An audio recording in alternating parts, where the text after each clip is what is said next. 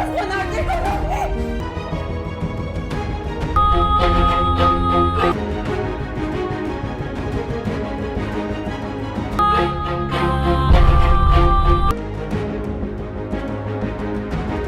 Drama serial कभी मैं कभी तुम के आने वाले एपिसोड में आप लोग देखेंगे अदिल ने अपनी जिंदगी तो बर्बाद कर ही दी, लेकिन साथ ही साथ अपने माँ बाप की जिंदगी भी बर्बाद कर दी। उनकी जिंदगी में उनका घर तो उनसे छीन लिया, लेकिन अब उन्हें रहने के लिए कोई जगह भी ना दी। अदिल ने अपने माँ बाप की ये हालत कर दी है कि उनके पास अब रात गुजारने के लिए भी कहीं जगह नहीं। ऐसी सूरत में अदिल की माँ अपनी बेटी सिद्रा को कॉल करेगी और जो कुछ भी सूरत हाल उनके साथ हुई है वो सब कुछ सिद्रा को बता देगी। सिद्रा सारी बातें सुनने के बाद उसे तो काफी अफसोस होगा अपने भाई पर, क्योंकि कहीं ना कहीं वो भी अदिल को पसंद नहीं करती थी और उसे भी मुस्तफा से बहुत मोहब्बत थी। वो अपने भाई से बहुत प्यार करती थी और अदिल जिस तरह से उसका घर में रहन सहन हुआ करता था, सिद्रा को अपने भाई से बिल्कुल भी अच्छा नहीं लगता था बात करना। क्योंकि जब उसने शजीना का रिश्ता ठुकराया उसके बाद सिद्रा के दिल में अदिल की जगह बनना खत्म हो गई और सिद्रा का हमेशा से फेवरेट भाई मुस्तफा ही रहा है। आखिर सिद्रा मुस्तफा को कॉल करेगी और मुस्तफा को सारी बात बताएगी कि उनके माँ बाप के साथ क्या हालात चल रहे हैं। ऐसी सूरत में मुस्तफा के साथ पहले ही बहुत ज्यादा परेशानियां हैं, ऊपर से शजीना बच्चा मर जाने की वजह से मुस्तफा को काफी कोसने लगेगी और अब तो शजीना के माँ बाप एक मिनट भी मुस्तफा के पास अपनी बेटी को नहीं रहने देंगे। वो लोग मुस्तफा से बिना पूछे अपनी बेटी को उसके पास से ले जाएंगे और आखिर शजीना का भी कहीं ना कहीं दिल होगा कि वो भी अपने माँ बाप के पास चली जाए मुस्तफा को छोड़कर, क्योंकि जिस तरह वो उन दोनों के बीच लड़ाइयाँ होती थी अब तो उसके पास मुस्तफा के रहने के लिए कोई भी गुंजाइश नहीं रही। अब मुस्तफा के पास बहुत बड़ा मौका आ चुका है अपनी माँ बाप की खिदमत करने का और अपने माँ बाप के सामने अपना सर फखर से ऊंचा करने का। जब मुस्तफा अपने माँ बाप को सारे सुख देने लगेगा तो उसके माँ बाप काफी परेशान होंगे कि जो कुछ हम अदिल से चाह रहे थे वो सब कुछ आज हमें मुस्तफा दे रहा है। इफ्तिखार साहब तो अपने बेटे को देखकर उसे गले ही लगा लेंगे और वो दोनों एक दूसरे को गले लगाकर एक दूसरे के गम एक दूसरे के साथ शेयर करेंगे। आखिर मुस्तफा की माँ